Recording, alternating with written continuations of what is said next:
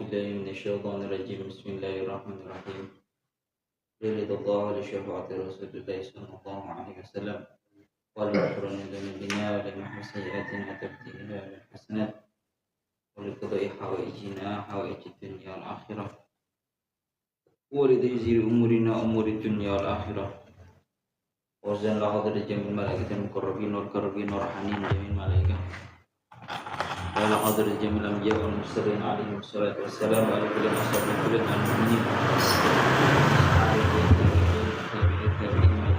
العلماء والأولياء والفقهاء والمحدثين والمفسرين جميع مشايخنا وأساتذتنا حسن أحمد جزيري بن رديح جزيري كي زين الدين جزيري كي نور الهدى جزيري كي حمد جزيري كي فؤاد بن أم جزيري كي منه جزيري كي أنفس جرات وزن حضرتي يا الله Syekh Jalaluddin Asy'iti Syekh Jalaluddin Mahalik Syekh As-Sawi Syekh Fakhruddin Ar-Razi Syekh Fakhruddin Ar-Razi Syekh Mutawalli Asy'ari jami' masyayikhina wa asatidina wa ila hadrati jami' ahli indra semua dalam khususan Mbah Said Ali Azhar wa Mbah Mujahid wa Mbah Abdul Qahar wa Mbah Ubaidah wa Mbah Baitimiyati wa Mbah Yahya Hajir wa Mbah Mansur wa ila hadrati jami'i ala hadrati Abi Mas Abdullah Sulaiman Abdul Faqar Ahmad Ahmad Abi Khatib Abi Khatib wa Muhammad min ismin jamul jami' amwatina wa jami'il mu'minin wal mu'minat ghafarallahu lana wa lahum lahumul Fatihah. A'udzu billahi minasy syaithanir rajim. Bismillahirrahmanirrahim. Alhamdulillahi rabbil alamin. Arrahmanir rahim maliki yaumiddin. Iyyaka na'budu wa iyyaka nasta'in. Ihdinas siratal mustaqim. صراط الذين أنعمت عليهم غير المغضوب عليهم ولا الضالين آمين رب اغفر لي ولوالدي وللمؤمنين آمين يا رب العالمين أعوذ بالله من الشيطان الرجيم بسم الله الرحمن الرحيم قال المؤلف رحمه الله تعالى ونفعنا به وبعلومه وبأسراره في الدارين آمين يا رب العالمين قال الله تعالى في كتابه الكريم وأصدق القائلين أعوذ بالله من الشيطان الرجيم Bismillahirrahmanirrahim. Thumma inna rabbaka lilladina hajaru min ba'di ma futinu thumma jahadu wa sabaru inna rabbaka min ba'diha laghafurur rahim. Surat An-Nahl ayat 110. Thumma inna rabbaka nuli sak tenane pangeran sira. Nuli sak tenane pangeran sira. Nuli satenane pangeran sira ya Allah ya Rabbi ya Karim lilladina maring wong akeh hajaru kang padha hijrah sapa alladina hajaru kang padha hijrah sapa alladina ilal madinati maring Madinah mim ba'di ma futinu ing dalam sause dan fitnah sapa alladina hajaru ai udibu tegese ing dalam sause den siksa sapa alladina hajaru wa talafadulan ngucap sapa alladina hajaru bil kufri kelawan kufur wa fi qira'atin iku ing dalam qira'ah suwiji lan iku ing dalam qiraah suwiji bil bina'i lil fa'ili bil bina'i wa fi qiraatin ing dalam qiraah suwiji bil bina'i kelawan den mabni'ake lil fa'ili maring mabni fa'il dadase lafate mboten futinu tapi fatanu lil ladina fatanu. Ya Allah ya Rabbi ya Karim ai kafaru tegese padha kufur sapa alladzina hajaru au fatanu annasa au fatanu tegese padha mitnah sapa ya Allah ya Rabbi ya Karim alladzina hajaru annasa ing para menungso anil imani saking iman anil imani saking iman summa jahadu nuli padha nemen-nemeni utawa padha jihad sapa nemen-nemeni ta jihad sapa alladzina hajaru wa sabaru lan padha sabar sapa alladzina hajaru Alat taati ing atase penggawe taat. Alat taati ing atase penggawe taat. Inna rabbaka saktenane pangeran sira. Mimba diha saking sause fitnah. Ayat fitnah tegese ing dalam sause fitnah iku la ghafurun kang akeh ngapurane. Lahum maring alladzina hajaru. Rahimun tur kang welas asih. Rahimun tur kang welas asih bihim kelawan alladzina hajaru. Wa khabaru inna ta khabari inna al-ula kang pertama inggih punika khabar inna rabbaka lil ladina, khabarnya lafaz inna rabbaka lil ladina niku iku dalan nuduhake alaihi ing atase khabar, iku dalan nuduhake alaihi ing atase khabar apa khabarus saniyati, khabare inna kang kaping pindho, khabare inna kang kaping pindho. Setunggal ayat mawon. Sebelum membahas tentang ayat ini ya, atas tentang kan memang kita murati mawon secara garis globalnya ayat ini tengriki dikatakan summa inna rabbaka lil ladina hajaru ay ilal madinah mim ba'di ma futinu ay udzibu wa talaffadu bil kufri. Kemudian sesungguhnya Tuhanmu terhadap orang-orang yang berhijrah berpindah menuju Madinah. Mimba di mafutinu setelah mereka itu difitnah, yakni mereka itu disiksa, wa talafadu bil kufri hingga mereka itu melafatkan lafaz-lafaz kufur, wa fi qiraatin bil bina ilil fa'il. Dalam satu qiraah itu ada yang membaca bukan futinu tapi fatanu mimba di ma fatanu. Kalau fatanu mabni fa'il maka artinya adalah ai kafaru, yakni setelah mereka itu kufur, ai fatanu annasa anil iman.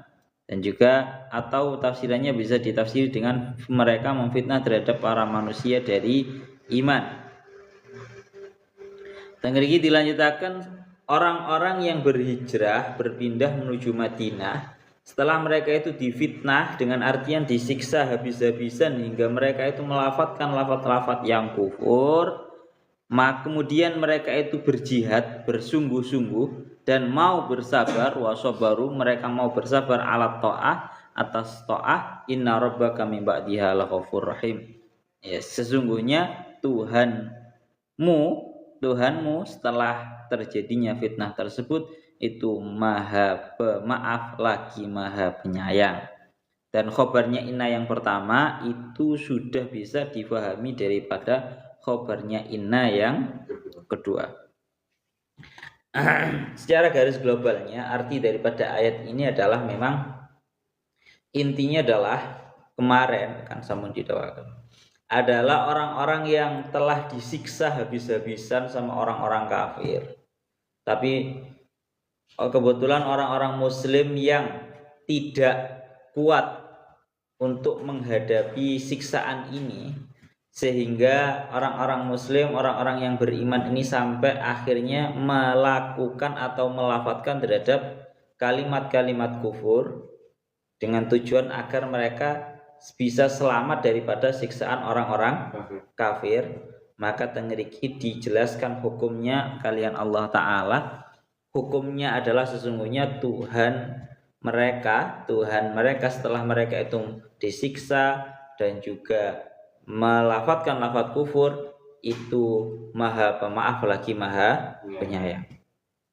Tapi ya tetap ya syaratnya satu kemarin itu akan melafatkan lafaz kufur yang atas dasar paksaan, tetap hatinya harus wa qalbuhu mutmainnum bil iman. Hatinya harus tetap tenang dan juga mantap atas sebuah keimanan. Korelasi ayat ini dengan ayat yang sebelumnya juga sudah sangat jelas. Artinya ya nopo kalau kemarin kan dijelaskan mengenai hukum, kalau kemarin itu hanya menuturkan hanya menuturkan orang-orang yang kalau bahasanya tengriki illa man ukriha wa qalbuhu mutmainnun. Orang-orang yang melafatkan lafaz-lafaz yang kufur tapi karena atas dasar sebuah paksaan dan hatinya itu masih tenang dan juga masih mantap atas sebuah keimanan. Itu dalam ayat kemarin belum disebutkan hukumnya. Baru di dalam ayat ini Allah Ta'ala menjelaskan hukumnya orang yang seperti itu. Orang yang dipaksa untuk melafadzkan lafadz-lafadz yang kufur, dalam keadaan mereka benar-benar mendapatkan siksaan, kemudian mereka sudah tidak tahan, kepingin selamat dari siksaan tersebut, hingga mereka melakukan terhadap melafadzkan lafadz kufur, kalimat kufur, maka sesungguhnya Allah Ta'ala terhadap mereka itu maha pemaaf lagi maha penyayang. Secara garis globalnya seperti itu. Nah, ini perlu tak sampai nang kene maneh. Apa yang saya ucapkan tadi malam lho Cah. Lali soal wingi. Jadi kan wingi ku nang kene ku didhawuhaken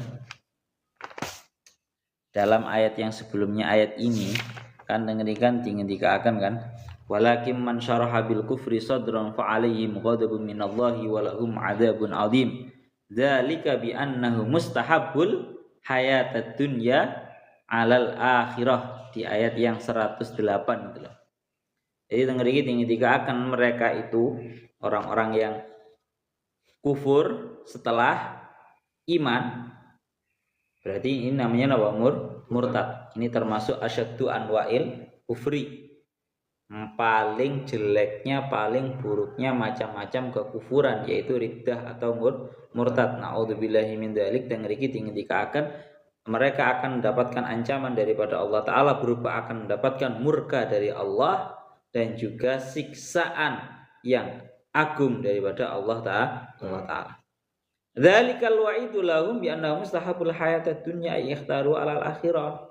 Ancaman tersebut tidak lain tidak bukan karena sesungguhnya mereka itu mencintai.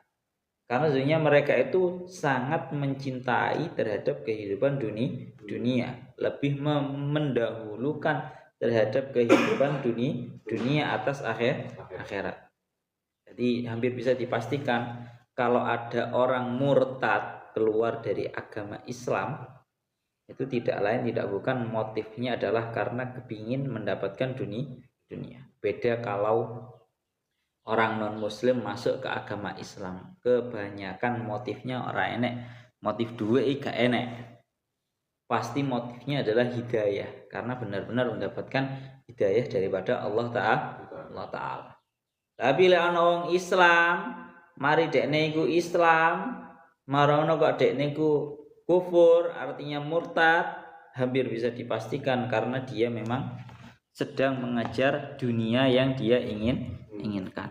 Lek ndelok ceritane wong-wong sing iman sak marini kufur kebanyakan dadi melarat. Mereka lho orang-orang non muslim sing asale sugih, lek mlebu nang agama Islam biasanya atik melarat dhisik. Tapi gak enek ceritane lek wong Islam dadi kufur iku jelas motifnya karena dunia, karena wis ditawari dadi pastor dan juga yang lainnya. Banyak sampean lihat sendiri cerita-cerita di media sosial itu banyak.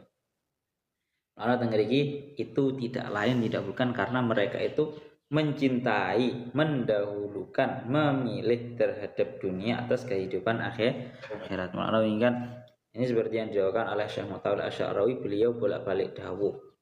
Nang jerone ayat Al-Qur'an itu kan ada dua ayat yang seolah-olah itu bertentangan. Tapi nanti kita ambil titik tengahnya. Yang pertama di dalam ayat-ayat yang seperti ini, anna mustahabul hayatad dunya alal akhirah, ini seolah-olah kita selaku mukmin itu jangan sampai cinta terhadap yang namanya dunia mendahulukan terhadap yang namanya dunia. Kalau nang surat Amai, fa amma nang kalau di juz Amma juz 30-nya nih ya. Fa amma man tagha wa asaral hayatad dunya fa innal jahima yal ma'wa. Adapun orang-orang yang telah melewati batas dan mereka mendahulukan wa asaral hayatad dunya, mereka mendahulukan terhadap kehidupan dunia, maka sesungguhnya neraka adalah tempat mereka. Tapi dalam surat lain, dalam ayat lain dikatakan wala tansa nasibaka minat dunya. Napa wala tansa nasibaka minat dunya. Jangan kamu lupa dari bagianmu di dunia. Kowe iki ya ojo lali, kamu itu punya jatah dari dunia ini. Berarti kan seolah-olah kalau ayat yang kedua ini dalam kita itu memberikan sebuah pemahaman bahwa lu awak dhewe iki ya kudu ngurusi dunyane awak dhewe. Dunyane awak dhewe iki ya kudu diurusi. Tapi jangan sampai terlalu diprioritaskan. Lana kemarin mambengi tak dawuhna pisan, dawuhnya Syekh Mutawalli Asy'arawi, "Fadunya ahammu min antunsa wa atfahu min antakuna ghayah." Fadunya ahammu min antunsa, yang namanya dunia itu terlalu penting untuk dilupakan. Wa atfahu min antakuna ghayah, dan terlalu hina untuk dijadikan tujuan utama atau sebuah prioritas. Berarti piye tengah-tengah. Ahamu min antunsa itu maksudnya lebih penting daripada dilupakan, itu maksudnya nggak bisa kita 100% 0% ya 100% benar-benar nggak pakai dunia sama sekali, itu nggak bisa. Anjan uribe nang ini ambil dari ayat walatansa nasibaka minat dunya. Ya diurusi Pak, ya kerja, ya golek duit. Tapi satu sisi kadang orang itu lek kadung dunya, jadi perintah mencari dunia bahasanya ngaten ya. Mencari dunia yang menjadi dan juga mendukung atas kebaikan akhirat kita. Itu merupakan sebuah perintah agama. Lho nggih, cara bahasan teng kitab lain iki dingendikaken talabul halal fardhah. Mencari uang yang halal itu termasuk sebuah kewajiban. Kewajiban loh. Barang wajib kan tengere barang yang kalau ditinggalkan itu berdosa. Wajib awak dhewe golek uang yang halal itu wajib. Lah cuma biasanya orang itu kalau sudah mencari dunia itu lupa, lalai, ya. Memang sifatnya dunia itu seperti itu, memang melalaikan, membuat lalai terhadap orang-orang yang mencintainya, orang-orang yang mencarinya. Biasanya dunia itu yang ngono kuwi. Lek awal-awal awak dhewe golek ngono, wah, lancar Pak, oleh akeh. Oleh wis lancar awak dhewe sampai wani ninggal ngene, ninggal ngono, wis cara gampangane ngomong dunia sudah berhasil menguasai diri kita, maka dunia sudah tidak akan memberi kita apa-apa lagi. Gampangane ngomong pancingan tok. Tapi sehingga diingatkan sama Syekh Mutawalli Asy'arawi, wa atfahu min antakuna ghayah. Dunia ini terlalu hina untuk dijadikan sebagai tujuan utama. Jadi bukan tujuan utama ya segala duit, sing penting oleh duit cukup digawe urip nang dunya. Cukup wis mari. Udan lawat min antakuna. Terlalu hina untuk dijadikan sebuah tujuan utama. Bahagia kita ojo nunggu duit akeh. Bahagia itu namanya menunda sebuah kebahagiaan. Kowe isok ngarani hidup kamu bahagia, kamu beri standar aku iki uripe bahagia. Lek duitku wis akeh, wis duwe omah, wis duwe mobil, sarung BAS. Wah, kowe gak bakalan bahagia Pak lek ngono kowe. Kawan bahagia mulai ngono. Tapi lek bahagia kamu itu kamu sederhanakan. Wis aku wis urip sing penting iso mangan, salat, ngaji, rokokan, ngopi, guyon ambek kanca, wis bahagia tenan aku wis. Ya toh, maka kamu akan sudah mendapatkan kebahagiaan itu. Jadi jangan terlalu dibataskan atas hal-hal yang sifatnya itu duniawi yang terlalu tinggi seperti itu kebahagiaan kita itu Pak. Sing sederhana wae. Bon, ini kelanjutan dari ayat yang kemarin kan. Ana teng mriki dilanjutaken. Summa inna rabbaka lil ladina hajaru ilal Madinah. Di ayat ini turun asbabun nuzulnya ayat ini seperti yang didakwakan kalian Syekh As-Sawi dalam kitabnya Hasyiatus Syawi, beliau dawuh ayat ini turun di dalam menjelaskan keadaannya sahabat Ayyash bin Rabi'ah. Ayyash bin Rabi'ah ini merupakan saudaranya Abu Jahal, saudara sepersusuan. Ada yang mengatakan ini saudara dari ibu. Dan juga ayat ini menerangkan Abi Jundal bin Sahal bin Amr, dan juga menerangkan sahabat Walid bin Mughirah, dan juga sahabat Salamah bin Hisham, dan juga sahabat Abdullah bin Asad As-Saqafi, yang mana orang-orang ini difitnah oleh orang-orang musyrik dan juga disiksa habis-habisan. Sehingga ketika mereka ini disiksa habis-habisan oleh orang musyrik, akhirnya mereka itu memberikan orang-orang musyrik apa yang mereka mau. Tapi bukan tujuannya agar mereka itu terselamatkan dari tindakan kriminal mereka. Ya, ini juga nanti, ini bahkan zaman saiki juga masih terjadi loh ya. Contoh kayak di India, kadang kalau di Cina juga ada kriminalisasi ketika seseorang itu menstatuskan dia itu agamanya Islam. Ya. Bahkan kalau di India itu sampai dilarang perempuan itu pakai kerudung kalau ke kampus, itu dilarang, sampai seperti itu mereka. Karena kan wingis tak ngomong nih ya, sebuah paksaan, ketika ada sebuah paksaan seperti itu, maka nanti paksaan atas kalimat kufur ini, maka kalau seperti itu diperbolehkan. Menurut ngriki dikatakan beberapa orang tersebut akhirnya mengucapkan apa yang dikehendaki oleh orang-orang musyrik untuk mereka ucapkan, tapi dengan tujuan tidak bukan agar mereka itu segera selamat dari tindakan kriminalnya orang-orang musyrik. Kalau hatinya tetap iman, kemudian mereka berhijrah menuju Madinah dan mereka itu berjihad. Maka orang-orang yang seperti ini, yang disebutkan mimba dima futinu, ya Allah ya Rabbihu ya Karim, mimba dima futinu, ay udibu wa talafadu bil kufri, setelah mereka itu terfitnah lebih ora terfitnah Pak, memegang agama Islam malah disiksa seperti itu. Datang ngriki teng hadis-hadis lintun niku diterangaken. Besok ya, kalau awal Islam itu diceritakan bahwa orang-orang yang memeluk Islam itu disiksa habis-habisan seperti itu, maka sesungguhnya akan datang besok di akhir zaman hari di mana seseorang itu memegang agama Islam sama seperti halnya memegang mau bahasa Indonesianya apa? Bara api tak iki lho wis ngono lah. Bahasane ngono arang ta apa? Arang. Kalau seperti halnya orang yang memegang arang yang sedang menyala apinya. Artinya apa? Dicekel iki abot.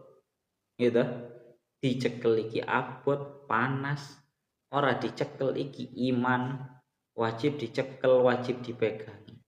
Besok akan datang zaman yang seperti itu ya. Kita sudah mulai merasakan ya.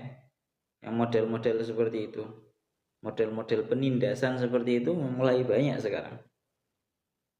Pun mulane lek teng hadis-hadis niki dikatakan bada'al Islamu ghariban wa sayautu ghariban kama bada'. Agama Islam ini dimulai dalam keadaan terlihat sangat asing bagi orang-orang jahiliyah yang kelakuannya seperti itu, gak karuan. Islam ini agama Islam ini diawali dalam keadaan seolah-olah asing. Dan kemudian besok di akhir zaman ini Islam akan kembali lagi menjadi asing seperti halnya di permulaan. Jadi bakal saiki agama Islam mulai dianggap asing. Kelakuan wong balik nang kelakuan jahiliyah.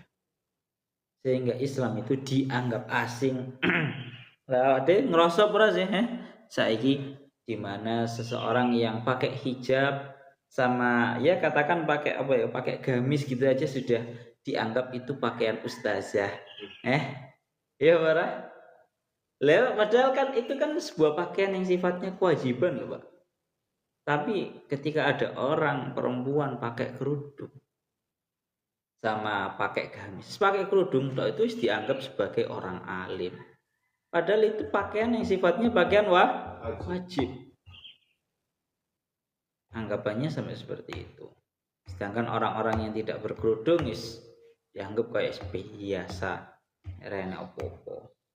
Ya. Itu kita mulai merasakan keasingan. Seolah-olah Islam ini sudah mulai dianggap asing. Pun.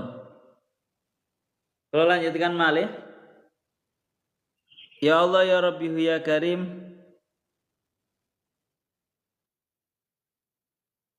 Amin ba'di ma futinu setelah mereka itu difitnah. Summa jahadu wa sabaru, kemudian mereka itu mau untuk berjihad, mau untuk bersungguh-sungguh dan mereka mau bersabar atas sebuah ketaatan. Inna rabbaka lahu min ba'diha ayil fitnah laghafurur rahim. Sesungguhnya Tuhanmu setelah terjadinya fitnah tersebut itu Maha Pengampun lagi Maha Penyayang. Yang ngeriki dingendikaken kalian Syekh Mutawalli Asy'arawi di ayat ini ya. Dingendikaken kalian Syekh Mutawalli Asy'arawi dalam tafsirnya ayat ini bahwa Allah Ta'ala itu selalu membuka pintu taubat untuk kita semua. Andaikan Allah Ta'ala itu tidak membuka pintu taubat terhadap kita, niscaya kita ini semua yang ada akan selalu putus asa.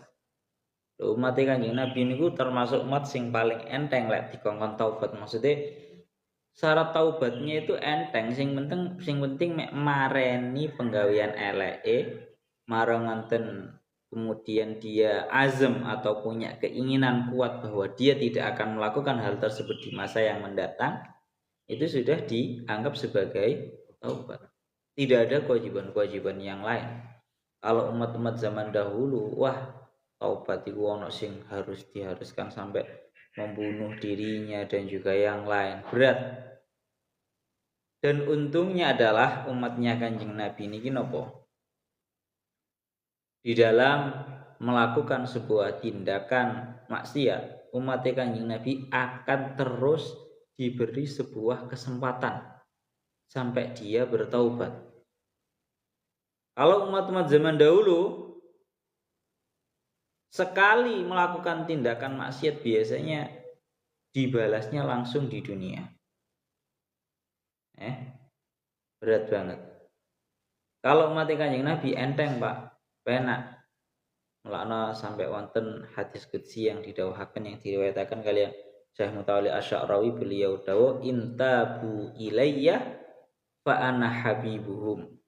Kalau mereka mau taubat, intabu ilayya, mereka mau taubat kepadaku, fa ana habibuhum, maka saya yakni Allah Ta'ala itu akan menjadi kekasih mereka.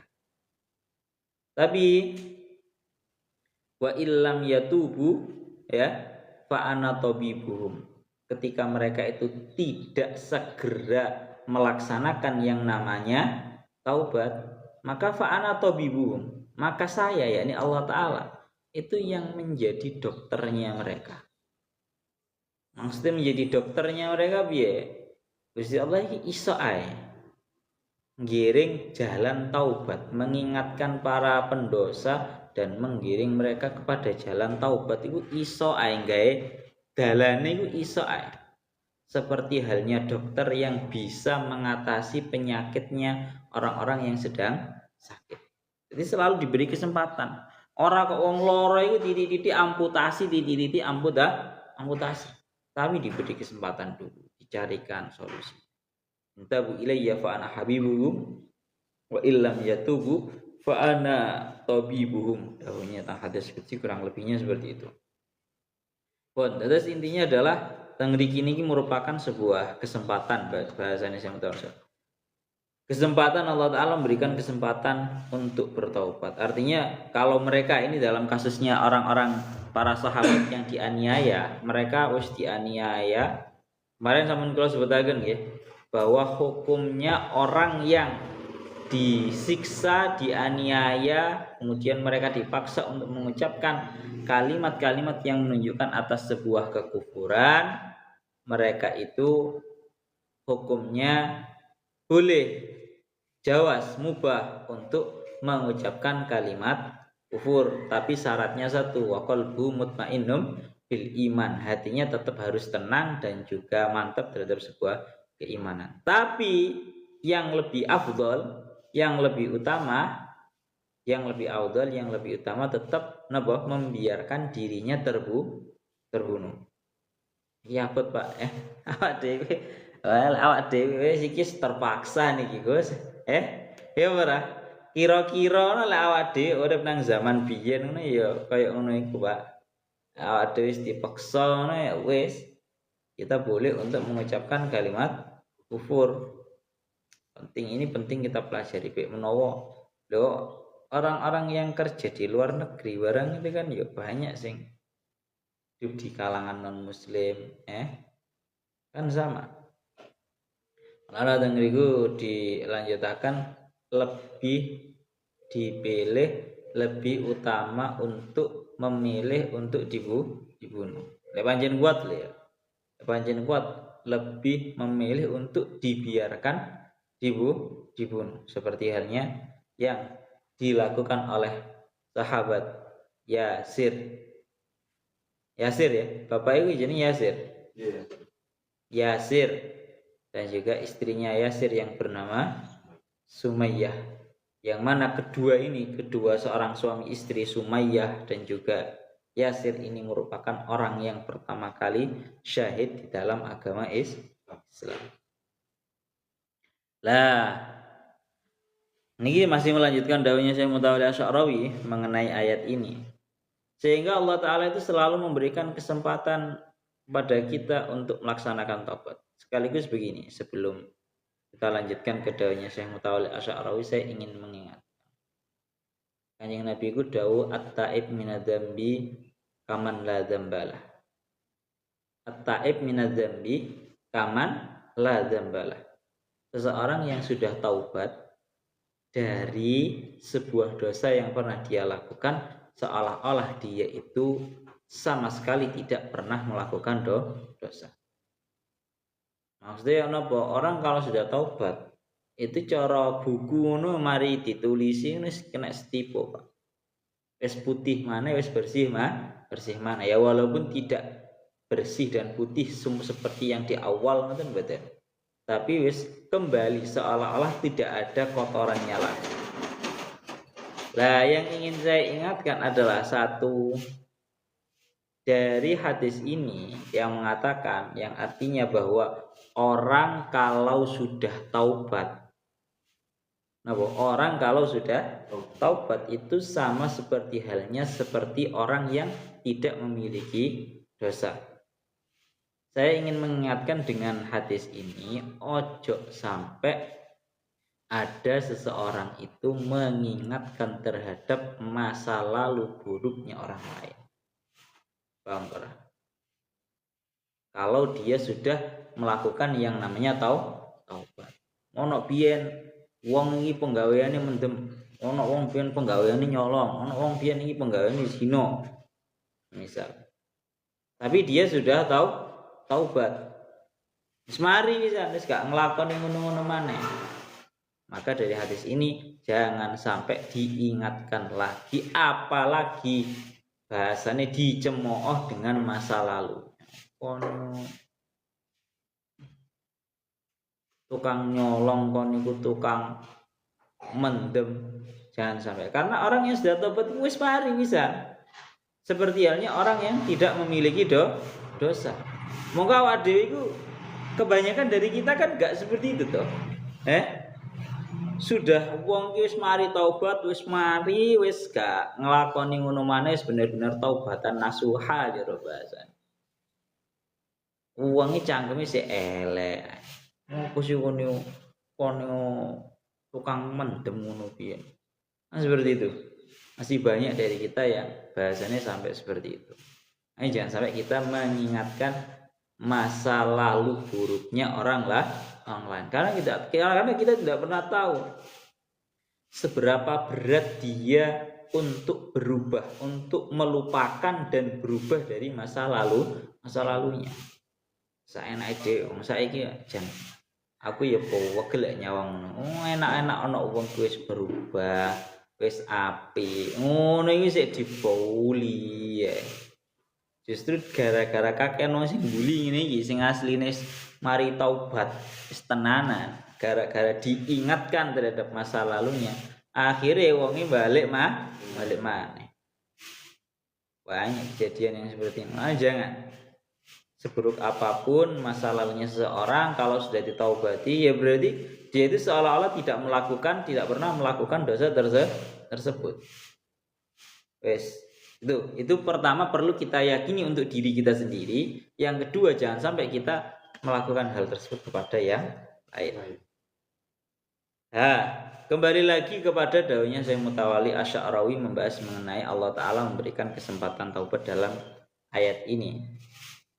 Beliau dawuh, bahkan kalau tingkat taubatnya itu sudah sangat tinggi, dengan ikut dinikahkan illa man taba wa amana wa amila sholihan ulaika yubaddilullahu sayyi'atihim hasanat.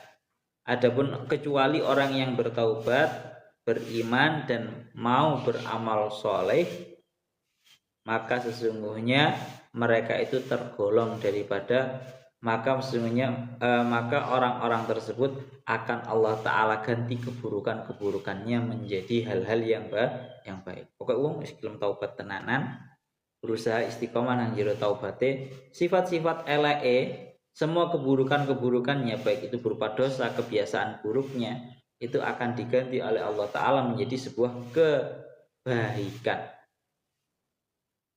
Nah, cuma daunnya Syekh Mutawalli Asy-Sya'rawi beliau dawuh fa in tarun, kalau ada orang yang tertipu, dia mengucapkan aku gak tobat dhisik ae, ngenteni Gusti Allah paring hidayah nang awak dhewe sampai awak dhewe biasanya kebanyakan dari kita kan seperti itu ya, gampang Pak aku tobaté sesuk-sesuk ae, ngenteni hidayahe mudhun ngono ya, ngenteni hidayahe mudhun dawuhnya Syekh Mutawalli Asy-Sya'rawi. Kalau ada orang bilang seperti ini, dawuhnya Syekh Mutawalli Asy-Sya'rawi, orang kok bilang aku tobaté sesuk-sesuk ae, ngenteni hidayah Gusti Allah mudhun, maka jawab dawuhnya Syekh Mutawalli Asy-Sya'rawi, jawab nang model, apakah kamu bisa menjamin bahwa kamu nanti